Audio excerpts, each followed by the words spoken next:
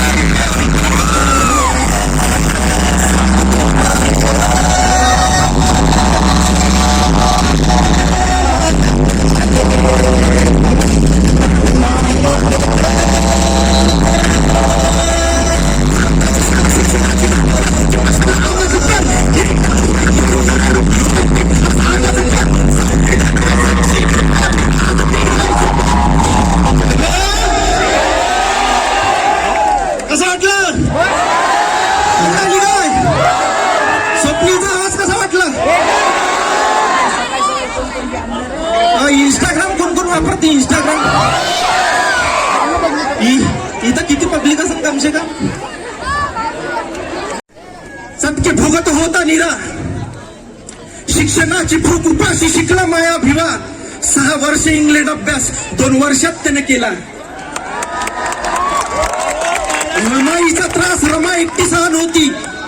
गरिबीची ती भूक रमा एकटी साथ होती, पैसा ना इलाज, लेकरू मेला त्यांचं शेवटी. तरी रमा भीमाला सांगत नव्हती. अरे नतमस्तक होऊन शरीर जीव ओतून म्हणतो, रक्तहाण खसला तर जोडून परत लिहितो. जीव गेला तरी चालतो, पण कार्य तू हे सांगतो. माया रमाईचं प्रेम भीम छाती ठोकून सांगतो. जयभीम कडक थ्रीच आहे, कमिंग सूनला तयार आहे ना तुम्ही? जयभीम कडक टू ऐकता का? आवाज आला पाहिजे डबलला. जयभीम कडक टू ऐकता का? जय भीम, जय भीम, जय भीम. जेव्हा केली सुरुवात मी इतर रॅपची, माहित नव्हतं मले कायले म्हणते रॅप. याच्या त्याच्या रॅप मध्ये दिसत होतं सारं, पण दिसत नव्हतं कोणा रॅप मध्ये मायावाला बाप. आता पण असले पाहिजे, असले पाहिजे. शेवटचं गाणं असलं नाही तर तुमचंच नुकसान आहे. कल्टी मार हवा अपनी कल्टी मार.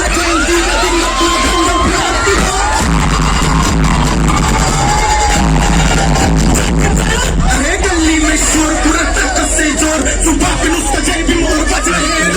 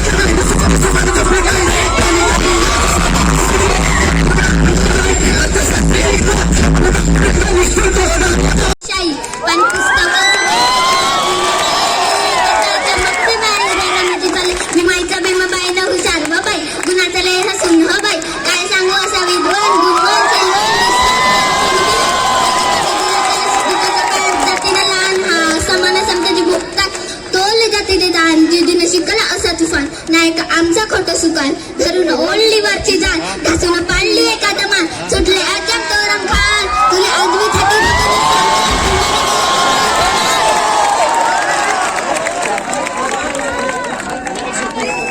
जोरदार टाळ्या झाल्या पाहिजे. टाळ्या झाल्या. थँक्यू. एवढं तर मला पाठरात नाही. खूप खूप खूप जबरदस्त आणि तिला सपोर्ट करा आणि जोरदार टाळ्या झाल्या पाहिजे तिच्यासाठी. माया नक्की माया दुसऱ्या तिसऱ्या रॅप जई पण येईल तिला हिला नक्की घेणार मी.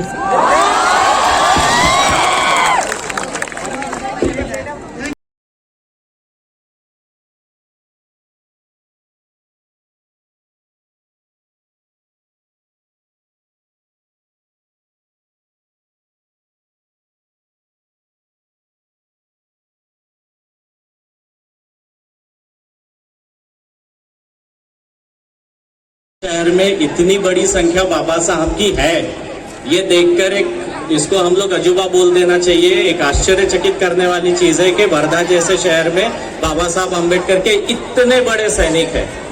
लेकिन एक सवाल का जवाब जो आप बहुत ईमानदारी से देंगे, मुझे देने का जरूरत नहीं है, अपने आप को देंगे. हरिजन बनकर आए हो या अंबेडकरवादी बनकर आए हो? ये वर्धा का इतिहास अब तक ये बोला है कि यहाँ पर जितने भी लोग इतने नीले झंडे आप फहरा रहे हो, बाबा साहब अंबेडकर के पोस्टर लहरा रहे हो, अंबेडकरवादी बनकर कोई भी मिशन आज तक वर्धा में सफल कभी नहीं हुआ। सब के सब हरिजन बने रहे। हरिजन हम लोगों को दिया गया बहुत भद्दा और गंदा गाली था, जो वर्धा के पास 10 किलोमीटर दूर सेवाग्राम में बहुत फला और बहुत फूला। और इस हरिजन नाम के शब्द ने पूरे अंबेडकराइट आंदोलन की धज्जियां उड़ा दी, और उसमें सबसे ज्यादा बढ़ चढ़ के हिस्सा लेने वाले वही अंबेडकराइट लोग थे जो बाबा साहब का चेहरा एक तरफ लगाते थे और दूसरी तरफ जाकर हरिजन जैसा व्यवहार किया करते थे। भारत का पहला कानून मंत्री जिसने भारत का संविधान बनाया, ऐसा आदमी भारत के पहले लोकसभा इलेक्शन में हार जाता है 2 बार, सिर्फ हरिजन इस पर्टिकुलर कल्पना की वजह से। इसलिए क्योंकि हमारे समाज में हरिजन नाम के ढेरों बड़वे, ढेरों दलाल गली गली में फैले हुए हैं, और ये संख्या बहुत हद तक वर्धा से निकल गई होगी, ऐसा हम आज मानते हैं। क्योंकि यहाँ पर बाबा साहब अंबेडकर के नाम पर आप सभी लोग इतने जोश और उत्साह से खड़े हैं, इतना हर्षोल्लास यहाँ पर आप लोग मना रहे हैं। 2019 में, आज से 4 साल पहले, आप ही की वर्धा में 8वीं में 8 साल के बच्चे को सिर्फ मंदिर प्रवेश किया, इसके लिए नंगा करके 45 डिग्री के गर्मी में टाइल्स पर नंगा बिठाया गया। अंबेडकर, ये अंबेडकर जिसको आज आप अपने हाथों में लेकर घूम रहे हो, वहां नहीं था। 8 साल का बच्चा नंगा 45 डिग्री की सेल्सियस में टाइल्स पर बैठा था, सिर्फ इसलिए क्योंकि मंदिर में घुसने का कोशिश किया। 8 साल का बच्चा, कोई पूजा नहीं करनी थी उसे, मासूमियत थी। नंगा करके टाइल्स पर बिठाया गया। जो अंबेडकरवादी थे विरोध हुआ, जो हरिजन थे वो घर में बैठे रहे। अगर आज अंबेडकराइट समाज की जो व्यथा है, या ये समाज आगे नहीं बढ़ पाया अगर किसी कारणवश, उसके पीछे बहुत बड़ा रीजन यहाँ की कूटनीति का है। और आप सब लोगों को पता है 2024 में बहिष्कृत हितकर्णी सभा बनी, 2025 में राष्ट्रीय स्वयंसेवक संघ बना, जो कि एक पर्टिकुलर रिलीजन को प्रमोट करना चाहता था। अभी कल, आज का 1 तारीख है, कल 30 सितंबर 1932, 24 सितंबर 1932 को पूना पैक्ट हुआ। उसके ठीक 6 दिनों के बाद हरिजन सेवक संघ की स्थापना हुई, और उसको फल फूल देने का काम यहां से 10 किलोमीटर दूर से हुआ। आप लोगों ने दिंडी यात्रा सुनी होगी, इतिहास में आप लोगों ने किताबें पढ़ी है, आपके 4वीं से लेकर 10वीं तक के कई बार आपने नमक सत्याग्रह का नाम सुना होगा, यही से प्रमोट हुआ था। उसके 15 साल पहले 42 में नमक का सत्याग्रह हुआ। उससे 15 साल पहले दुनिया का एकमात्र सबसे क्रांतिकारी एक सत्याग्रह हुआ था, जिसके बारे में कोई नहीं पढ़ा था, पानी का सत्याग्रह, जो महाड़ में हुआ 1927 को। दुनिया का एकमात्र सत्याग्रह जिसको पानी के लिए भी करना पड़ा, उसका उल्लेख कहीं नहीं होता। किसी भी इतिहास की किताब को उठाकर देखिए, स्टेट बोर्ड देखिए, SC/SC देखिए, ICSE, CBSE, किसी भी किताब को उठा के देखिए, दुनिया के सबसे बड़े क्रांतिकारी सत्याग्रह का उल्लेख किसी किताब में नहीं है। प्रमोशन यहां से हुआ, दांडी सत्याग्रह का प्रमोशन आपके नजदीक से हुआ, और बहुत फला फुला हर किताबों में आपको पढ़ाया जाएगा। दांडी का सत्याग्रह हुआ, नमक सत्याग्रह हुआ, महाड़ सत्याग्रह कोई नहीं बताता, जो कि दुनिया का सबसे बड़ा क्रांतिकारी सत्याग्रह था। रीजन हरिजन सेवक संघ। हम लोग सिर्फ चेहरा बाबा साहब का दिखाने में बहुत आगे, उसके बाद में हम लोग कहीं नहीं है। सोचने का बात यह है, पीपल्स एजुकेशन सोसाइटी बनी 1944 में। उसके पहले रैयत एजुकेशन सोसाइटी भी बनी, शिवाजी एजुकेशन सोसाइटी बनी। सभी के 500, 600, 700, रैयत के 700 स्कूल से 700 कॉलेजेस है। पीपल्स एजुकेशन सोसाइटी के मात्र 15 बाबा साहब आम्बेडकर ने बनाई हुई सोसाइटी है। अभी आप जब रेलवे स्टेशन के पास में जाते हो ना, बड़ा सा चौक है जमनालाल बजाज साहब का, गांधी जी के मानस पुत्र कहा जाता था उन्हें। अगर बाबा साहब चाहते, बाबा साहब को ये ऑफर मिला था उन्हीं के द्वारा की तुमच्या शिक्षण संस्था चालवायला पैसा अपुरा पडतो, ते आम्हाला देऊन टाका, आम्ही व्यवस्थित चालवतो। बाबा साहब का जवाब सुनिए साहब, माझ्या शिक्षण संस्था बंद पडल्या तरी चालतील, परंतु त्या शिक्षण संस्थेतनं लोक घडवायचे काम माझ्यातर्फे होत आहे। पीपल्स एजुकेशन सोसाइटी के स्कूल्स कॉलेजेस कम है, लेकिन भारत को जो स्वाभिमान सिखाया गया है वो अभी तक वहां पर जिंदा है। इसलिए कहने का तात्पर्य यह है कि हम लोग जिस शहर में है, आप लोग अगर इतनी बड़ी संख्या में है ना साहब, और वाकई में आप लोग अम्बेडकर के लोग बनकर आए हैं ना, आने वाला कल सिर्फ आप लोगों का होगा। पूरा हरिजन समाज इस समाज से बाहर निकल जाना चाहिए। प्यूरिटी जिसको हम लोग कहते हैं ना कि हमारे शरीर में प्यूरिटी होनी चाहिए, हमने प्यूरिफाइड वाटर पीना चाहिए, ऐसा हम सब लोग कहते हैं ना। समाज में हरिजन नाम की इम्प्यूरिटी बहुत बड़े हद तक है, और वर्धा में और भी ज्यादा है, क्योंकि प्रमोशन यहां से हुआ है। ये हरिजन लोग जब तक समाज में रहेंगे, तब तक मेरा, आपका, मेरे, हमारे, हम सब लोगों की आने वाली पूरी की पूरी जनरेशन का पूरा भविष्य खतरे में है। आज आपका, मेरा एक भी आदमी हमारा संसद या विधानसभा में हमको नहीं दिखता, कारण हरिजन।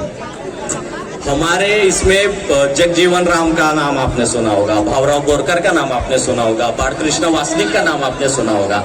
इन सब लोगों ने अम्बेडकराइट आंदोलन को आगे बढ़ाने के लिए, मतलब वो आगे ना बढ़े इसके लिए भरसों प्रयास किए, अपनी जान तक दांव पे लगाई। आज उनको भले ही कोई ना पूछता होगा, लेकिन इस समाज के आंदोलन को आगे बढ़ाने से कैसे रोका जाए, इसके लिए इन लोगों को प्रमोट किया गया यहां से, आपसे 10 किलोमीटर दूर से। बहुत जरूरत है कि बाबा साहब का फलक आप सिर्फ दिखा रहे हो तो चेहरा दिखाने के लिए नहीं, बल्कि उस चित्र के पीछे में जो विचार छुपे हुए हैं, वो विचार आप अपनी जिंदगी में आत्मसात करेंगे, तो जाके आज का जय भीम मित्र मंडल का ये भीम सकार सफल हुआ, ऐसा हम लोग मानेंगे। अन्यथा ऐसे आयोजन हर जगह, आज नागपुर में 2 आयोजन है, यहाँ पर 1 आयोजन है, ऐसे आयोजन सब हर गली मोहल्ले में होते रहेंगे। आप सब लोगों को बहुत, मतलब इतना बड़ा माहौल जो आप लोगों को दिख रहा है कि एक मेला यहाँ पर बना हुआ है, ये आपको हर जगह दिखेगा। 14 अप्रैल को भी दिखेगा, दशहरे में भी दिखेगा। क्रांतिकारी बदलाव करने के लिए अंबेडकर के विचार दिलों में आत्मसात करने पड़ते हैं, चेहरा दिखाने से कुछ नहीं होता। हम लोग बाबा साहब का फलक दिखाएंगे, इससे ये समझ में आएगा कि आप बाबा साहब अंबेडकर के विचारों के द्योतक है, आप बाबा साहब अंबेडकर के विचारों के फॉलोअर है। ऐसा चेहरा दिखाने से होगा, लेकिन आपके व्यवहार में आप उसे आत्मसात करते हैं या नहीं, ये आपके व्यवहार से दिखेगा। जब बाबा साहब अंबेडकर कहते हैं कि इस देश का जो पढ़ा लिखा समाज है उसने मुझे धोखा दिया, ये बात आप लोगों ने सुनी होगी। बाबा साहब ये भी कहते हैं कि इस समाज का जो पढ़ा लिखा व्यक्ति है, अगर वो गरीबों के भले के लिए, वेलफेयर के लिए नहीं सोचता, तो वो समाज के लिए कलंक है, उसको आग लगा दो। ये मैं नहीं कहता, ये बाबा साहब कहते हैं। हम में से बहुत सारे लोग यहाँ पर पढ़े लिखे होंगे, नौकरियां करते होंगे। बाबा साहब की दृष्टि में कलंक बनने का काम मत करिए। भले ही बाबा साहब आज हम लोगों को नहीं देख रहे हैं, लेकिन हम लोग जब सुबह नींद से उठते हैं ना, तो बाबा साहब के प्रतिमा के सामने जाकर हर सुबह हर सुबह जब आप बाबा साहब अम्बेडकर की प्रतिमा के सामने में खड़े होते हैं, उनकी नजरों में नजरें डालकर अगर आपकी पलक ना झपके तो आप जोर से बोलिए जय भीम। लेकिन जब आपकी पलक झपके तो समझे कि आप गलत दिशा में हैं। बाबा साहब अम्बेडकर का नाम लेने के बाद में यहाँ पर वाइब्रेशन होता है ना। मैं जोर से चिल्लाऊं और आप भी जोर से रिस्पांस दे, कोई मतलब नहीं है, ये जुबान का खेल है। अंबेडकर वो नाम है जब जो नाम लेने के बाद में यहाँ वाइब्रेशन होना चाहिए। आप धीरे से ही बोलिए, आपके अंदर जब वाइब्रेशन होगा ना साहब, तो आपको समझ में आएगा कि साला मेरे भी अंदर क्रांति है, मैं भी कर सकता हूँ। भीड़ में इकट्ठा ना होकर भी, आउटस्टैंडिंग खड़ा होकर भी मैं वो कर सकता हूँ, क्योंकि अंबेडकर नाम सिर्फ नाम नहीं है, ये एक क्रांतिकारी विचार है जिसको लेकर हम और आप सिर्फ हमारे ही नहीं, पूरे समाज के और देश के जीवन में आमूलाग्र बदल लाने का काम हम लोग कर सकते हैं। और मैं ये उम्मीद करता हूं कि हम सब लोग जब इतनी बड़ी संख्या में एक जगह पर इकट्ठा हो सकते हैं, तो आने वाले समय में अगले 2024 में हर जगह सिर्फ अंबेडकर और अंबेडकर ही दिखना चाहिए। और जिस समय में ऐसा होगा तो जोर से बोलिएगा जय भीम। शुक्रिया।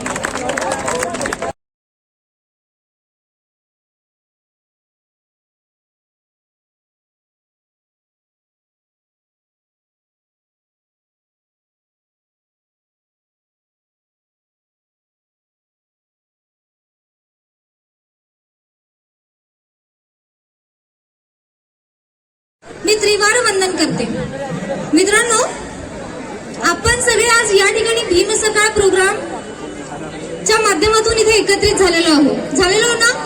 सगळ्यांनी डान्स केला, सगळेजण थकले पण असतील, नाही थकले?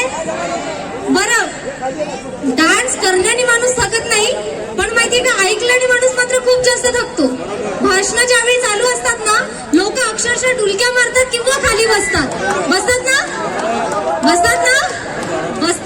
बरोबर आहे अगदी। मित्रांनो, वो बात करो पैदा तुम अपनी जुबानों में, वो बात करो पैदा तुम अपनी जुबानों में, दुनिया भी कहे कुछ है हम भीम दीवानों में, हम भीम दीवानों में। सर्वांना माझा क्रांतिकारी जय भीम, जय भीम।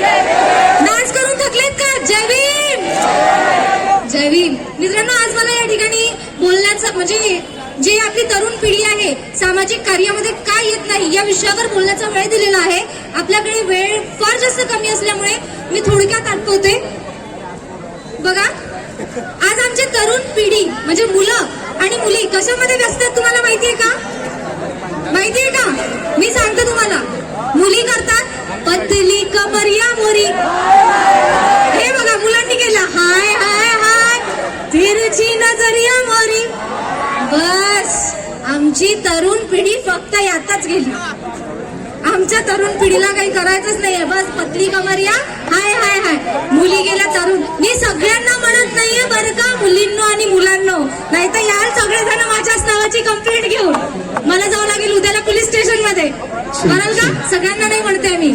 मित्रांनो, लातूर जिल्हा, आता रिसेंटली आपण जास्त दिवसा अगोदरची गोष्ट नाही घेणार, आता जस्ट गणपती विसर्जन लातूर जिल्ह्यामध्ये जे झालं, तिथे एक महार जातीचा व्यक्ती डीजे मध्ये नाचला, त्यामुळे त्याला अक्षरशः मारहाण केली, रक्त सांडकपर्यंत त्याला मारहाण झाली। मी तर म्हणतो खूप चांगलं केलं, त्याला तर अजून मारून टाकायला पाहिजे होतं।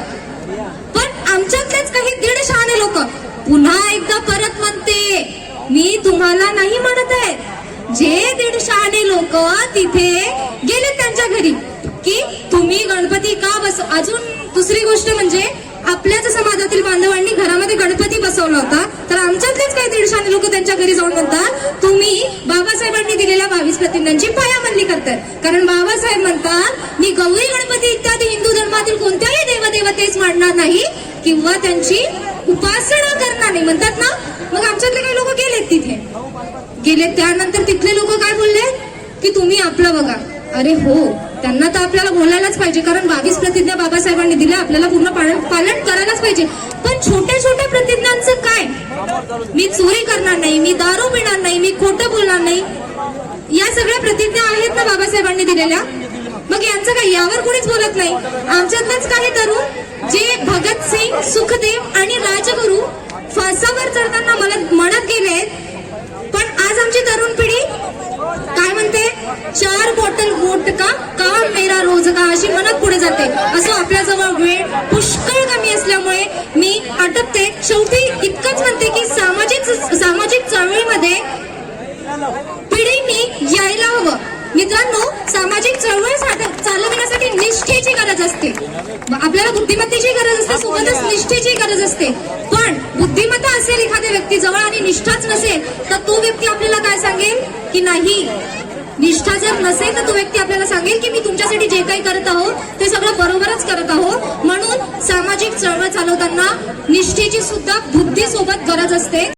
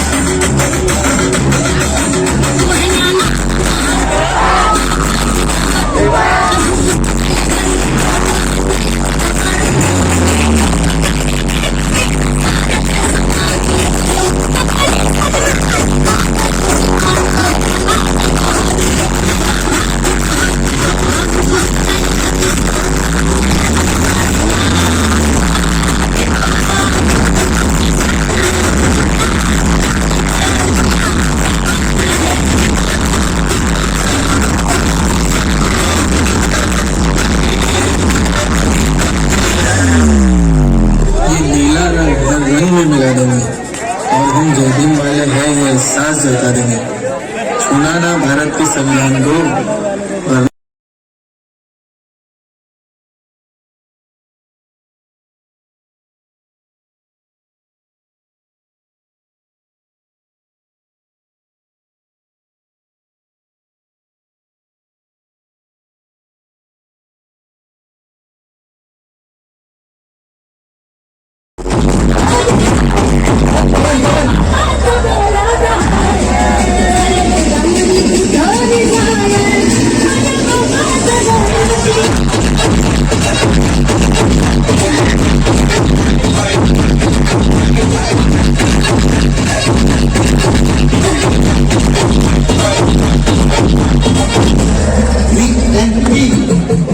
अरे नाचने में कोई नहीं होगा रिस्क, क्योंकि अभी गाना बजा रहे डीजे पवन इंदा.